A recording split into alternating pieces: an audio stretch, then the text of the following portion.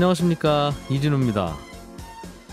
처음 자영업을 시작하시는 분은 세금 신고를 어떻게 해야 되는지도 스스로 배우셔야 되죠. 일단 5월에 종합소득세라는 걸 신고해야 되는데, 그걸 신고하려면 장부를 작성하는 방법도 있고, 장부를 깜빡 잊고 안 작성했거나 아니면 간이로 추계로 신고하는 방법도 있고, 여러 가지 복잡한 부분을 새로 배워야 합니다.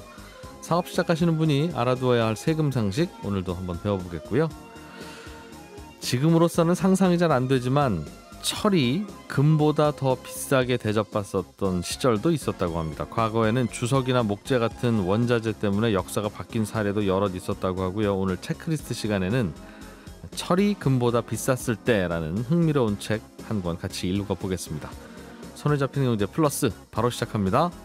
사업을 시작할 때는 이런저런 어려움들이 참 많은데 세금 문제도 생소하다 보니까 참 어렵게 느껴지시지요. 지난주에는 그래서 사업을 처음 시작하시는 분이 알아두셔야 할 세금 상식 시리즈를 처음 몇 가지 말씀드렸는데, 간이과세를 선택할 거냐 일반 과세를 선택할 거냐, 여기에 대해서도 의외로 좀 따져봐야 될 게 많다는 거 전해드렸고요. 오늘은 기장이라고 하죠. 장부를 기록해야 되는 문제에 대해서 기록을 해도 되고 또 안 해도 되고, 그런데 각각의 장단점이 또 어떤 게 있는지 자세하게 들어보겠습니다. 지난주에 이어서 텍스백 세무회계의 백유의 세무사님 나오셨습니다. 어서 오세요. 네, 안녕하세요. 예, 개인 사업을 하다 보면 장부를 써놔야 이걸 가지고 세금 신고도 하고 한다는 건데, 이 장부라는 게 내가 그냥 수첩에다 끄적끄적 나만 알게 쓰는 게 아니잖아요.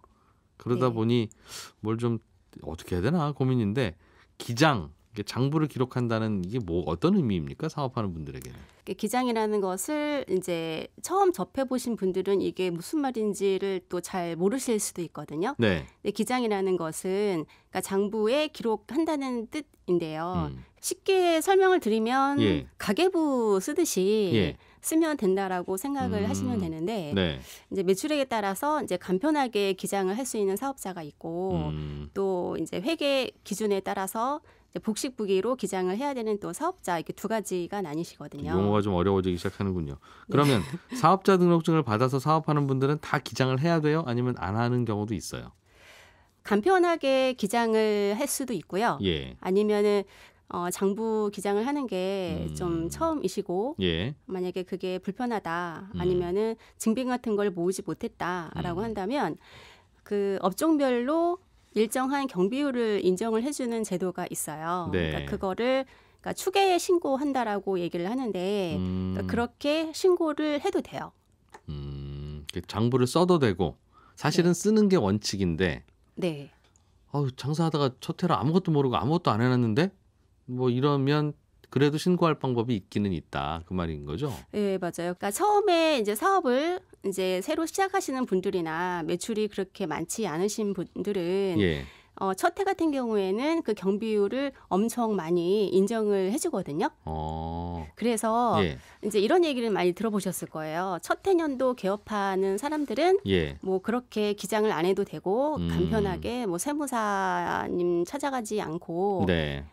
그렇게 간편하게 신고를 할 수 있다. 그렇게 얘기를 많이 들으셨을 텐데, 예. 근데 그게 이제 이 경비율 제도라는 게 있기 때문이거든요. 첫 해는 그냥 봐주는 게. 네, 왜냐면은 첫 해년도에는 경비율을 엄청 많이 인정을 해주기 때문에, 예. 그러니까 예를 들면은 업종별로 그 경비율이 다 다르거든요. 예. 다른데 도소매업인 경우에는, 그러니까 물론 업태가 되게 여러 가지가 있는데, 그 평균적으로 도소매업인 경우에는 첫 해년도에는 매출액이 3억을 넘지 않으면 네. 80%에서 90% 경비율을 인정을 해줘요.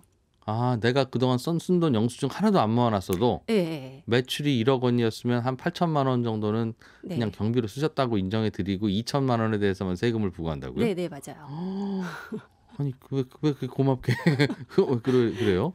네. 그래서 그렇게 처음에 개업하시는 분들은 이제 장부 기장에 대한 의미도 잘 모르시고 예. 하기 때문에 평균 이제 업종별로 기장을 쓴 사람들을 이렇게 어느 정도 산정을 해봤더니, 그러니까 이 정도 경비율이더라. 첫 해에는 대개는 이 정도 쓰시더라. 네, 이제 그런 율이 있거든요. 예. 그거를 이제 홈택스에 들어가 보시면은 예. 업종별로 인정해주는 경비율이 그게 있어요.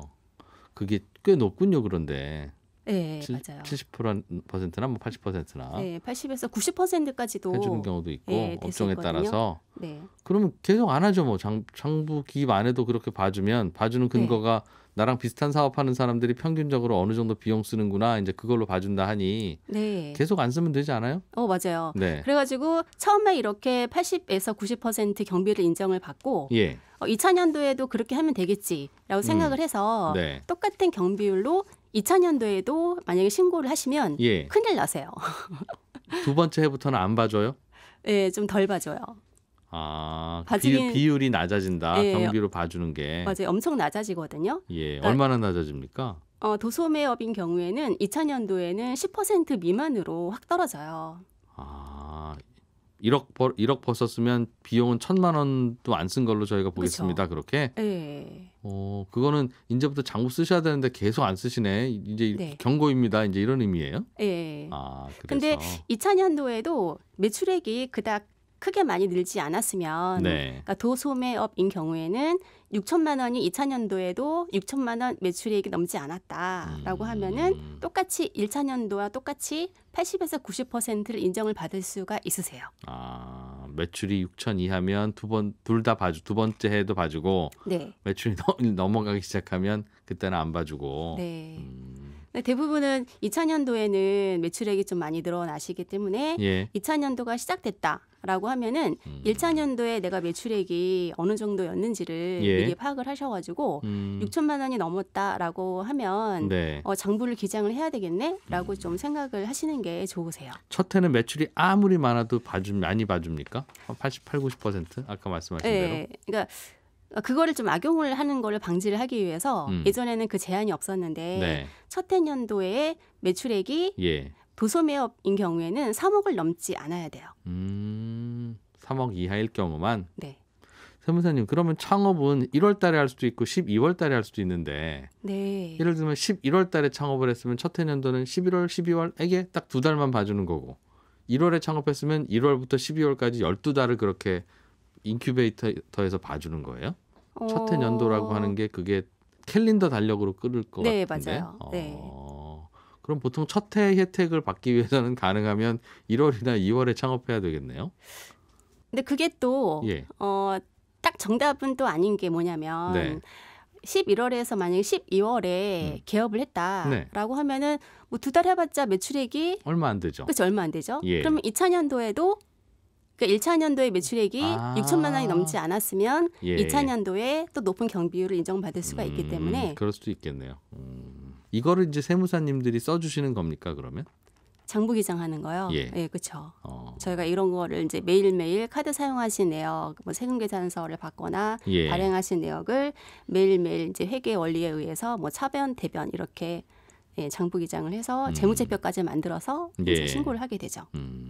간편장부라는 말도 있고 복식부기 장부라는 말도 있고 그런 것 같은데 둘은 어떻게 달라요? 네, 그러니까 제가 맨 처음에 신고를 하는 방법이 장부를 기장해서 신고하는 방법과 경비율로 신고하는 방법이 있다라고 말씀을 드렸는데 네. 기장으로 신고하는 방법도 또 두 가지가 있어요. 장부 쓰더라도. 네. 예. 그러니까 그 사업자의 매출액에 따라서 두 가지로 나뉘는데 간편장부 의무자와 복식부기 장부 의무자 네. 이렇게 두 가지로 나뉘세요. 예. 그러니까 매출에 따라서. 둘 중에 이제 매출액이 좀 작은 분들은 간편장부 대상자가 되시고 예. 매출액이 일정한 금액이 넘게 되면은 복식부기 장부 의무자로 되세요. 복잡한 장부로. 그건 작년 매출을 기준으로 합니까? 아니면 올해 내가 매출이 얼마나 될지 내가 어떻게 알고 그걸 정해요? 맞아요. 네. 예. 그래서 이게 장부는 사실 1월 1일부터 쓰기 시작을 해야 되잖아요. 네. 근데 올해 매출 기준으로 한다면 내가 올해 매출이 얼마가 될지를 네. 예상을 할 수가 없기 때문에 장부 기장 의무의 판단은 직전 연도 매출을 기준으로 작년 해서 매출 판단을 기준으로? 하게 돼요. 근데 이게 업종별로 달라서 그 금액을 지금 세무사님이 말씀을 안 해주시는 모양이에요? 되게 다양을 해서 세 가지 군이 있거든요. 아이고. 그거는 저희가 필요하면 또 공부하는 걸로. 네. 간편 장부가 간편하겠네요. 이름대로. 네, 맞아요. 간편 장부는 사실 일반 개인분들이 가계부 쓰듯이 네. 그렇게 쓰시면 된다라고 생각을 하시면 돼요. 그래서 그 간편 장부의 양식이 그 홈택스에 들어가게 되면은 예. 그 프로그램을 다운받아서 사용을 하실 수도 있고 아니면은 간단하게 일단은 매출액 금액은 파악을 하시기가 쉬우실 거예요. 예. 일반 소비자를 대상으로 만약 카드 배출을 하시는 사업자라고 한다면 카드 매출 집계는 홈택스에서 집계가 가능하시고 세금 계산서 같은 것도 이제 본인이 전자로 발행을 하셨으면은 그것도 홈택스에 자동으로 조회가 가능하세요. 예. 근데 내가 경비를 사용하신 금액에 대해서는 이제 항목별로 이렇게 나눠서 신고를 하셔야 되거든요. 그래서 큰 대분류로 네. 뭐 접대비라든지 원재료 얼마, 그리고 임차료 얼마 이렇게 예. 대분류만 좀 분리를 하셔서 예. 합계 금액으로만 신고를 하시면 되는 게 예. 간편장부 간편장부고. 신고예요. 그거 말고 좀 복잡한 게 복식 부기장부. 이거 네. 매출액이 어느 정도 늘어나면 의무적으로 해야 되는 거예요? 네. 네, 복식부기 장부 의무자이신데 네. 그러니까 그거를 제가 그러니까 직전 연도에 도소매업이 3억이 넘게 되면은 그 2000년도부터는 복식부기로 하셔야 되는데 네. 그걸 이제 모르시고 예. 1차년도처럼 생각을 하고 계시다가 아하. 까먹고 계시다가 그러면은 그 다음 해 예. 3000년도 5월 달에 종합소득세를 납부를 하셔야 되잖아요. 예. 사실 그때까지 복식부기 장부를 안 하고 계셔도 뭐 크게 지장은 없어요. 왜냐하면은 5월 달에 세무사를 찾아다니면서 한꺼번에 소급해서 기장을 하면 되기는 하거든요. 뭘 좀 내가 자료를 모아놔야 되는 거는 없어요? 그러면은 좀 불리한 부분이 있죠. 미리 좀 자료를 모아놨으면 빠짐없이 꼼꼼하게 챙겨가지고 경비를 신고를 할 수 있었을 텐데. 그럼 세금 절약이 될 텐데. 그렇죠. 그러면은 갑자기 준비를 하다 보면은 내가 어떤 걸 썼는지 어떤 자료를 빼먹었는지 체크하기가 기억이 안 어렵잖아요. 난다. 주로 뭘 그럼 하고 있어야 됩니까? 이거 듣다 보니까 내가 간편장부를 쓸지 복식부기를 할지는 나중에 생각하고 잘 모르겠으니까 네. 장사하다가 이거는 좀 모아놔야 되겠구나라는 것만 알려주시면 그냥 서랍에 모아놨다가 5월에 세무사님 찾아가면 그냥 알아서 해주실 것 같은데 뭘 좀 네. 빠뜨리지 않고 모아두면 좋습니까? 그래서 요즘에는 전산으로 예. 많이 경비라든지 이제 매출액들이 집계가 되기 때문에 음. 수기로 받거나 예. 발행한 자료만 잘 모아서 보관을 하시면 되는데 예를 들면 뭐가 있어요? 그러니까 카드 쓴 거는 어차피 카드사가 있을 테니까 그 영수증을 일일이 보관할 이유는 없어요? 예, 없어요. 그러면 뭘 좀 보관하죠? 어떤 분은 거래처 청첩장 이런 것도 보관하고 계시던데. 예, 그 접대비 계정에 예. 경조사비가 있거든요. 예. 네, 경조사비에 이제 그런 청첩장은 뭐 한 분당 최대 20만 원까지 예. 인정이 되시기 때문에 그런 청첩장들을 좀 많이 모아 놓으시면 좋으세요. 그건 거래처인지 친구인지 친척인지 아니면 친구의 친구인지를 어떻게 알아요? 그런 것까지 세세하게 세무서에서 조사를 하지는 않지만 그렇군요. 네, 그러니까 저희가 사실 그런 증빙을 네. 받을 때는 그러니까 이분이 거래처 어느 거래처에 예. 어떻게 관계가 되시는 지인이다라는 예. 그런 리스트를 또 별도로 받거든요. 그거 써놓긴 해야 된다. 네. 알겠습니다. 그리고 수작업으로 받으시는 그런 자료들이 있으실 거예요. 예를 들면 대표적인 것이 세금 계산서를 아직도 수작업으로 발행을 하시는 분들이 있으시거든요. 예. 근데 그런 것들은 세무사 사무실에 가게 되면은 자동으로 집계가 안 되기 때문에 예. 그러니까 그런 것들은 빠짐없이 잘 챙겨서 전달을 하셔야 되고. 내가 받은 거든 내가 발행한 거든. 네. 네. 그리고 세금 계산서를 계좌이체로 이렇게 경비를 지급을 한 경우에는 네. 내가 세금 계산서 그분들이 발행을 잘 했는지를 매달 한 번씩은 정기적으로 체크를 해 놓으셔야 돼요. 네. 그래서 전자로 발행이 됐다라고 하면은 홈택스에 들어가셔가지고 그거를 체크를 하시면 되고 예. 그분이 그러니까 수작업으로 세금 계산서를 발행하는 사업자다라고 하면은 그거를 꼭 증빙을 받아가지고 잘 보관을 해 놓고 있다가 한꺼번에 알겠습니다. 모아서 신고를 또 하셔야 되고요. 일일이 다 영수증 나오는 거 다 인쇄된 거 그걸 모아놓을 필요는 없군요. 카드로 썼으면. 네, 맞아요. 현금으로 썼을 경우에만 모아두고. 네. 청첩장 말고 다른 건 없어요? 부고 이런 거는 어떻게 모아둡니까? 조의금도 냈을 텐데. 핸드폰 메시지를 프린트해서 그것도 해야 돼요? 네. 그래서 그런 거를 예. 문자로 전송 오신 거를 예. 잘 보관해서 모아놨다가 예. 제출을 하시면 좋을 것 같습니다. 그건 한도는 없습니까? 그게 이제 경조사가 네. 접대비 계정인데 접대비 계정이 한도가 있어요. 사업자별로. 아, 네, 거래처랑 술을 마시든 혹은 뭐 경조사비를 쓰든 네. 그 한도 안에서는 이런 것만 있으면 된다. 네. 알겠습니다. 마지막으로 잘 모르고 넘어갔다가 손해보는 것 있으니 이런 건 알아두세요 하는 팁은 어떤 게 있습니까? 2월 결손금에 대해서 예. 좀 말씀을 드리려고 하는데요. 그러니까 이렇게 첫 해년도에 높은 경비율을 인정을 받기 때문에 네. 장부 기장을 하지 않고 추계로 이렇게 신고를 만약에 하게 되면 내가 실질적으로는 그 해에 경비율이 80에서 90%를 넘게 되고 네. 그렇게 되면 적자가 되실 거잖아요. 예. 그거를 2월 결손금을 이제 신고를 하시게 되면은 그 금액을 이제 쌓아놨다가 그 다음 차기로 이월해서 차기에 발생한 소득 금액에서 차감을 해서 사용하실 수가 있으시거든요.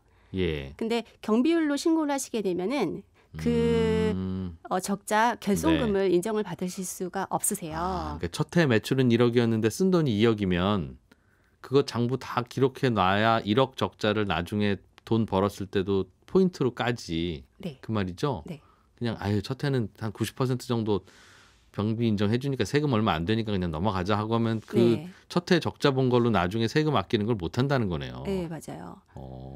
그래서 첫 해년도에는 그렇게 간편하게 뭐 신고가 가능하시니까 또 바쁘시고 하다 보니까 그러니까 그렇게 간단하게 신고하고 끝내시는 분들이 되게 많으시거든요. 근데 갑자기 2차년도에 매출액이 많아지고 돈 많이 버시면 그러면 그때부터 이제 좀 약간 후회를 하시는 세금을 거죠. 내야 돼. 아니 나 첫 해 적자라서 이제 겨우 아직도 못 메웠는데 하더라도 세금 내야 된다는 거죠. 장부 없으면. 네. 특히 임대 사업을 하시는 분들은 그러니까 첫 해년도 같은 경우에는 이제 공실 기간이 되게 많이 있을 수가 있거든요. 예. 왜냐하면은 이제 이자 비용도 내셔야 되고 관리비도 이제 본인이 내셔야 되고. 그러면은 나는 임대를 아직 안 했기 때문에 뭐 종합소득세 신고할 게 없으니까 아무런 신고도 안 하고 있을 수가 있어요. 그러니까 그런 분들이 되게 많이 있으신데 그렇다고 매출 금액이 신고할 금액이 없다고 하시더라도 손해 봤으면 그렇게 결손금을 간편장부로라도 해놔야 하셔가지고 신고를 하셔야지 나중에 인정해 주는군요. 네, 맞아요. 언제까지 인정해 줍니까? 첫 해 적자 본 거 나중에 써먹으려면 50년 후에 쓰기는 좀 그럴 거 아니겠어요? 네. 그래서 예전에는 10년까지였었는데 그게 좀 연장이 돼서 15년까지 사용이 가능하세요. 근데 이제 또 놓치고 넘어갈 수 있는 또 그런 부분이 있는데 이게 내가 A라는 개인 사업을 하다가 사업이 잘 안 돼가지고 폐업을 했어요. 결손인 상태에서 제가 그렇겠죠. 그럼 제가 아까 15년 동안 2월을 해서 사용할 수 있다고 말씀을 드렸잖아요. 결손금을. 그분이 사업을 또 B라는 사업을 만약에 개시를 하셨어요. 그러면은 A 사업에서 발생한 그 결손금이 15년이 넘지 않았다라고 한다면 B 사업에서 또 사용이 가능하세요. B 사업에서 돈 벌었을 때 A에서 적자 본 거 감안해서 세금 뗀다. 장부가 있으면. 알겠습니다. 오늘은 사업 처음에 시작하신 분이 장부를 어떻게 써야 되는지를 주로 알려주셨는데 첫 해는 장부 안 써도 많이 봐준다. 그런데 뒤로 들어갈수록 장부 써야겠네라는 생각이 드네요. 근데 또 실무에서는 내가 적자라고 하더라도 그 적자라는 것을 재무제표상에 안 보여지기를 또 원할 수도 있거든요. 왜요? 그런 경우는 이제 은행에서 대출을 받아야 되는 경우. 세상살이 참 간단한 게 없군요. 네.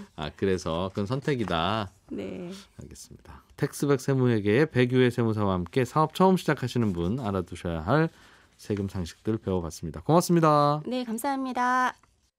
요즘 원자재 가격이 많이 오르고 있죠. 유럽에서는 천연가스 가격이 작년에 비해서는 3배 가까이 올랐다고 하기도 하고 국제유가도 계속 꿈틀거리고 있고 중국에서는 석탄이 모자란다는 얘기가 들리면서 각종 원자재 가격이 많이 오르고 있는데 이게 원자재가 오를 때도 있고 내릴 때도 있고 그런 거지라고 생각하기에는 과거에 우리가 역사를 돌이켜볼 때 뭔가 원자재 가격에서 변화가 생겨서 세상이 바뀐 그런 사례들이 꽤 있어서 조심해야 된다는 메시지를 전하고 있는 책이 있습니다. 철이 금보다 비쌌을 때라는 책인데요. 중앙일보 남국민 기자와 함께 이 책 좀 같이 읽어보죠. 어서 오십시오. 예, 안녕하세요. 책 제목이 철이 금보다 비쌌을 때. 네. 그럴 때가 있었어요? 철이 비싸요? 금보다? 저도 책 고르다가 딱 제목에 눈이 딱 꽂히더라고요. 근데 이게 금이 보통 지금 귀금속의 왕이라고 하고 예. 금이 귀하게 보는 거 옛날 분들도 똑같이 생각을 했다고 생각하잖아요. 네. 그런데 고대부터 최고의 가치를 인정받은 건 아니었대요. 이게 왜냐면은 책에서 말하는 거는 기원전 2500년 그러니까 지금에서 한 4500년 전에는 예. 그 당시 이제 다 이런 그때도 거래 기록을 다 남겨놓고 하는 거죠. 이제 점토판 같은 데 남겨두고 하는데 예. 그걸 보니까 철이 같은 단위의 금보다 8배 정도 비쌌다는 기록이 있었다는 거예요. 그래요? 그 기간이 상당히 오래 유지됐답니다. 왜 그렇게 금이 쌌던 게 아니라 철이 비쌌을 것 같은데 금은 예전부터 계속 귀한 금속이었을 테니까 철이 왜 그렇게 비쌌어요? 그때 당시에는 철을 녹이려면 열이 필요하잖아요. 네. 고온이 필요한데 당시 기술로는 그 철을 녹일 정도의 온도를 만들어내지 못했던 거예요. 그게 한 철을 녹이려면 1500도 정도의 열이 필요한데 불 때도 1500도가 잘 안 나오는군요. 그때 그냥 나무 떼고 뭐 이런저런 거 집어넣는 기술로는 한 1100도 정도 태울 수 있었대요. 근데 예. 금은 한 1000도에서 녹으니까 당시에 이제 금을 찾으면 이제 가공할 수가 있었는데 네. 그게 안 돼서 철은 그래서 운석이 떨어지면 가끔 그 안에 철이 들어있는 경우가 있었다고 합니다. 당시에도. 우리 철광석 안에도 철이 있긴 있죠. 그렇죠. 근데 이제 철광석 안에 있는 철들은 아까 말씀드린 대로 굉장히 높은 열로 뽑아내야지 녹여야 되는데. 예, 녹여야 되는 게 있는데 그 운석 안에 들어있는 걸 운철이라고 하는데 네. 이거는 좀 그 재련하는 과정이 굉장히 쉬워가지고 그냥 좀 더 낮은 온도로도 가능했대요. 그러니까 이 철들은 생각해보면 그 당시에 운석에서 꺼낸 철이니까 굉장히 귀한 대접을 받았겠죠. 그래서 당시에 그 유명한 투탕카멘의 무덤에서 나온 단검 뭐 이런 것도 그 운석에 있는 철로 만들었다고 합니다. 그러니까 철이 튼튼하다는 건 알았는데 네. 철로 칼을 만들려면 철광석을 녹여야 되는데 그 온도가 안 나오니까 네. 그런데 달에서 떨어진 혹은 우주에서 날아오는 운석 안에 들어있는 철은 이상하게 낮은 온도에서도 잘 녹더라. 그렇죠. 그게 재련 과정이라는 게 필요가 없어서 좀 과정이 쉬웠다고 하는데요. 고대인들이 보기에는 하늘에서 떨어진 돌에서 나온 그 광석이니까 뭔가 상징성도 있고 그렇죠. 그래서 신이 보내주신 것 같고 예. 그래서 신전에서 막 배치해놓고 그러기도 했답니다. 그래서 철로 만든 단검이 그렇게 비쌌어요? 네. 금으로 만든 것보다? 예, 훨씬 비쌌답니다. 그럼 이 책은 계속 그런 얘기입니까? 이 책은 이 책 제목을 이 철이 금보다 비쌌을 때로 뽑은 이유가 있는 게 우리는 지금 좀 이런 원자재 이런 것들을 항상 쓰니까 그냥 석유는 어떤 거고 목재는 어느 정도 가격이고 항상 또 고정적으로 생각을 하잖아요. 대충. 그런데 이 있죠. 책에서는 생각보다 인류 역사에서 이런 원자재 가격이 급하게 바뀌고 그 지위가 바뀐 게 생각보다 많았고 또 그럴 때마다 인류 역사에 엄청난 영향을 줬다는 거를 사례들을 모아놓은 책이에요. 하기야 원유도 100년 전에는 그게 어디다 쓰는 건지 몰라서 그냥 땅속에서 숨어 있기만 하고 캔에도 별로 비싸게도 안 팔리고 그랬었는데 그러다가 또 원유가 한동안은 산업의 가장 중요한 원자재가 됐다가 한 10년 사이에 굉장히 위상이 많이 내려갔잖아요. 그렇죠. 또. 요즘에는 좀 분위기 달라지고 있죠. 석유 시대 끝낸다고. 그런 것처럼 굉장히 이런 원자재 지위 변화가 빠르고 또 그때마다 굉장히 큰 영향을 줬다. 그리고 안 좋은 분쟁이나 전쟁을 일으키는 것도 많다. 그런 내용을 담고 있어요. 그러니까 인류가 어떤 원자재를 사용하기 시작하거나 혹은 특정 원자재 가격이 급등락할 때가 뭔가 역사가 바뀌고 큰 혼란이 있었다는 거죠. 예를 들면 또 여기서 나오는 사례 중에 하나가 우리가 국사 시간에 보통 석기 시대, 다음 청동기 시대, 철기 시대 이렇게 외우잖아요. 보통 그렇게 하다 보니까 그냥 청동기보다 철이 단단하니까 사람들이 그걸 썼겠지, 자연스럽게 썼겠지라고 생각을 하는데 이 책에서는 그 청동기에서 철기로 넘어가는 그 구간을 자세히 설명을 해요. 근데 두 가지 그 요인이 영향을 미쳤다고 합니다. 청동기 시대가 철기 시대로 바뀌게 된 계기가 굉장히 그때가 드라마틱한 사건이 있었는데 첫 번째 요소가 국제 무역이에요. 그때가 지금으로부터 한 3,000년 전이니까 보통 국제 무역하면 대항해 시대 이후 최근에 이런 거 많이 했을 것 같잖아요.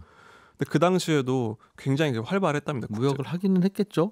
길 따라 상인들이 다닐 수도 있으니까. 그게 어느 정도였냐면 이집트 상인들이 폴란드까지 가서 호박석 이런 걸 사올 정도였대요. 한 3,000년 전에. 보석 같은 그런 거. 근데 그 당시에 청동기의 특징이 구리랑 그 주석을 섞어서 만들어야 되는데 예. 구리는 꽤 많이 있었는데 이 주석이라는 게 한 지금으로 치면 독일, 뭐 스페인 이런 위치에서 났다는 거예요. 아, 그럼 유럽의 오른쪽 동쪽에서는 잘 안 나오는. 예. 당시는 거의 이제 이집트나 이런 이라크 지역 이쪽이 중심지였잖아요. 예. 그러니까 생각보다 넓은 대륙을 아우르는 국제 무역이 이미 일어났다는 거죠. 아, 그 동네 독일에서 주석을 사다가 네. 이라크 같은 곳에서 구리랑 섞어서 청동기 만들어서 이것저것 물건을 만들어서 썼다. 네. 그게 이제 이미 3,000년 전에 국제 무역에 기반한 문명이 유지된 건데 네. 이게 국제 무역이 깨지기 시작하면서 청동기 사회가 붕괴하기 시작한 거예요. 그러니까 이게 자연스럽게 해체가 된 게 아니라 엄청난 타격을 받은 거였죠. 네.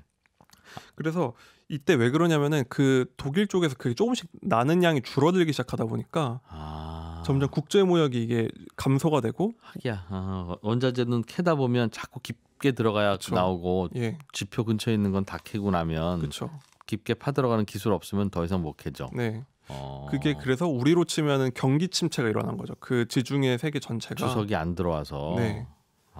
그러다 보니까 청동기를 못 만들었어요. 그래서 청동기 시대가 끝났어요. 청동기 시대가 이제 퇴조하기 시작했는데 예. 또 하나 타격이 가한 게 또 다른 변수가 기후입니다. 기후. 보통 기후는 우리 요즘은 많이 말하는데 뭐 옛날에 기후위기 이런 얘기는 들어보지 못했잖아요. 그때서는 당시에 굉장히 추워진 날씨가 갑자기 추워졌는데 네. 그랬더니 그 유럽 북쪽에 계시던 분들이 따뜻한 이 지중해 쪽으로 다 내려오시는 거예요. 네, 그러니까 지금으로 치면 기후 난민이 된 거죠. 네. 근데 그분들이 먹고 살 게 없어서 내려온 거다 보니까 그 전투력은 굉장히 뛰어났다고 해요. 근데 이미 좀 그 주석이 부족해서 좀 쇠퇴하던 국가들이 이분들에 의해서 한 번에 50년 만에 다 멸망을 하는 사건을 겪습니다. 청동기로 만든 칼이 있어야 싸우는데. 그렇죠. 청동기가 부족해서. 예.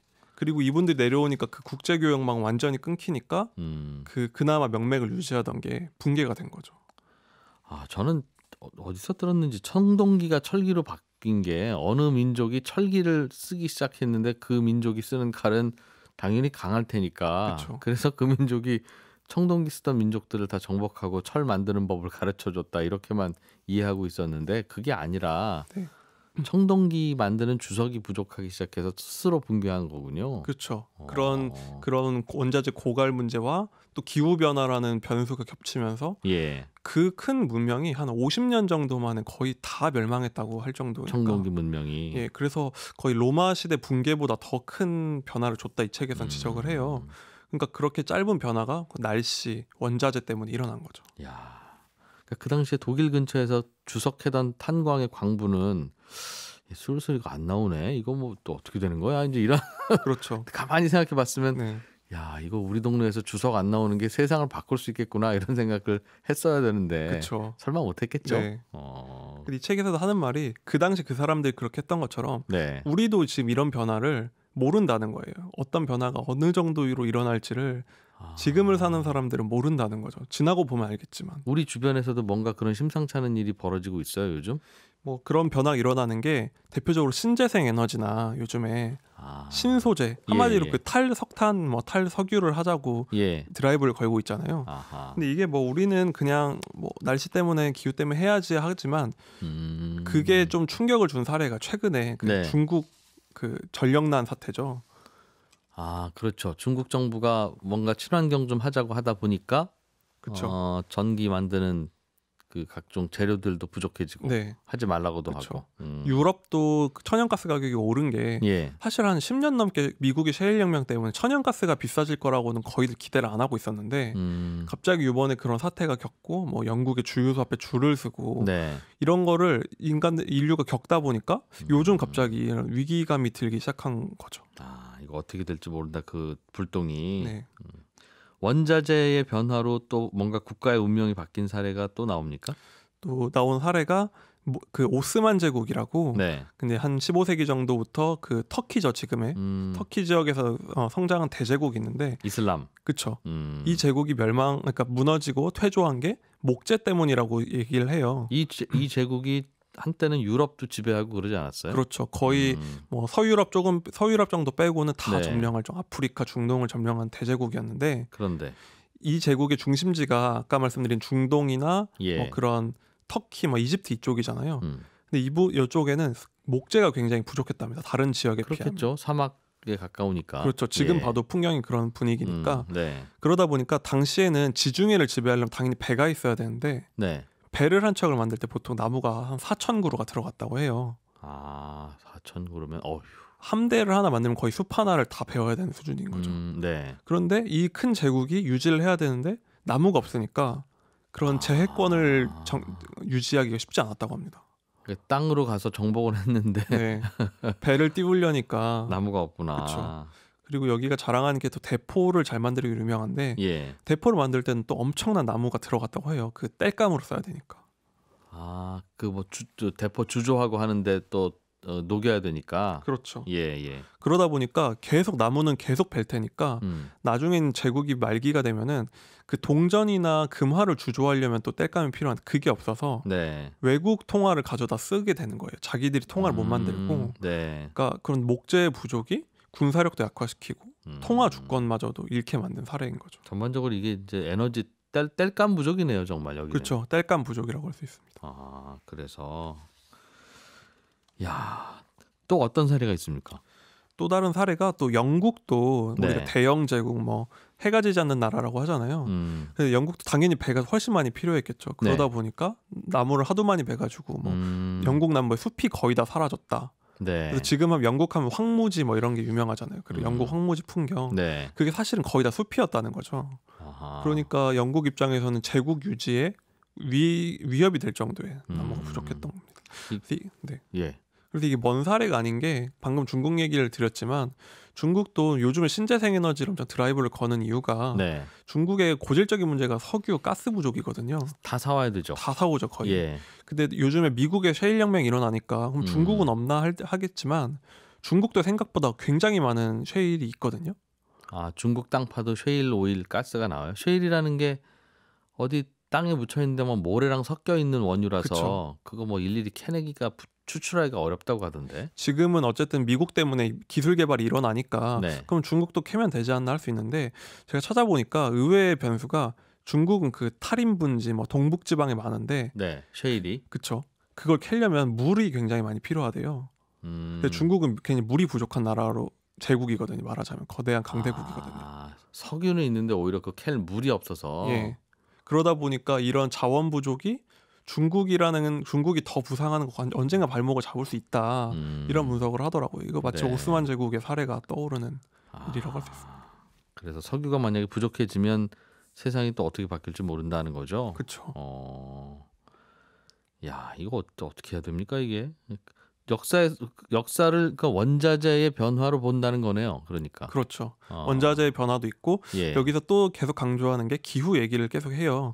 아까도 뭐 청동기 문명의 얘기를 드렸지만 기후 역사에서 제국들이 무너지는 걸 우린 지역별로 배우는데 딱 가만히 보면 한 시기에 한 번에 전 세계에 있는 제국이 무너지고 또 그게 반복된다는 거예요. 그게 무슨 말이죠? 그게 언제쯤이냐면 로마 제국이 서로마 제국이 멸망을 한 게 한 3세기 정도, 3, 4세기 정도로 보는데 그때쯤에 한 나라도 멸망했고 인도에 있던 굽타 왕국이라는 것도 멸망을 했거든요. 비슷한 시기에. 공교롭게도 마치 우연의 일치처럼 그렇게 되는데 후세의 연구자들이 연구를 해보니까 그때쯤에 3세기쯤에 지구에 약간의 빙하기에 가까운 그 추위가 몰아닥친 거라는 거죠. 그러니까 전 세계가 기후가 내려가니까 산출량이 줄어들고 이민족들이 내려오고 그러다 보니까 한 번에 비슷한 시기에 멸망을 했다는 거예요. 우리가 각각적으로 뭐 로마는 이래서 멸망했고 한나라는 이래서 멸망했고라고 생각을 하잖아요.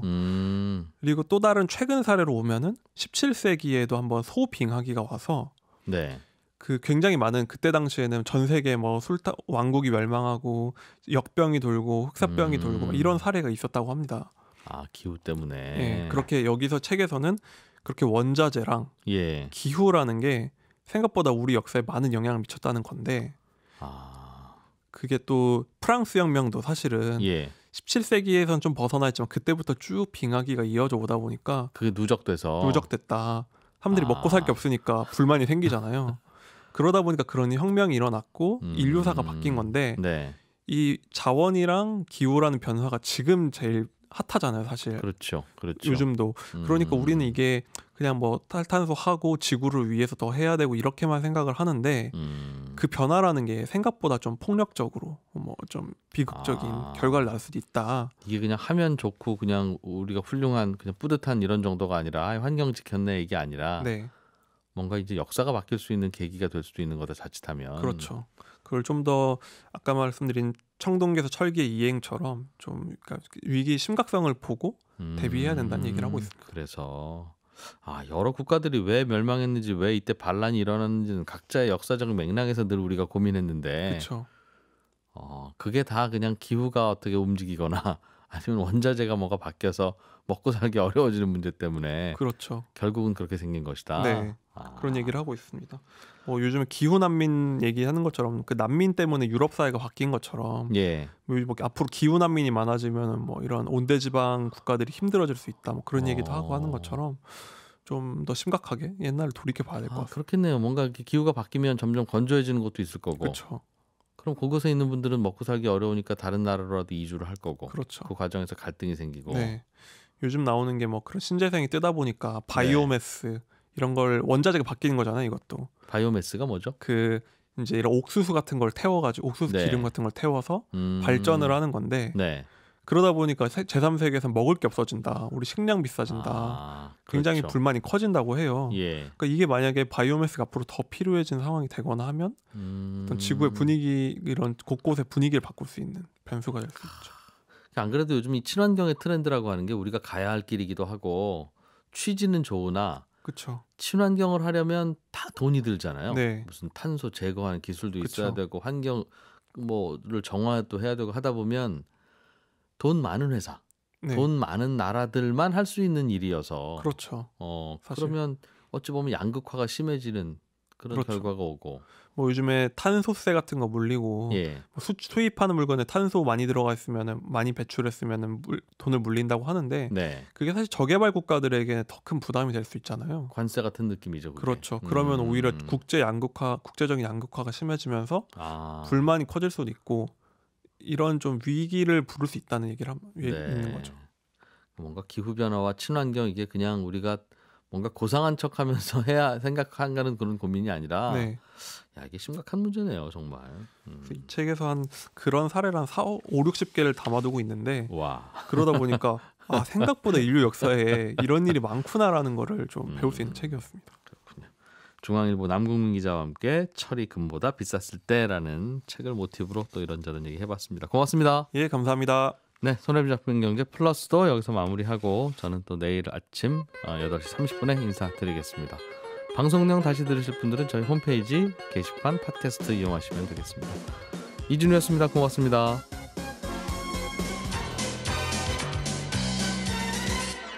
더 깊고 더 재미있는 경제 이야기 이진우의 손에 잡히는 경제 플러스.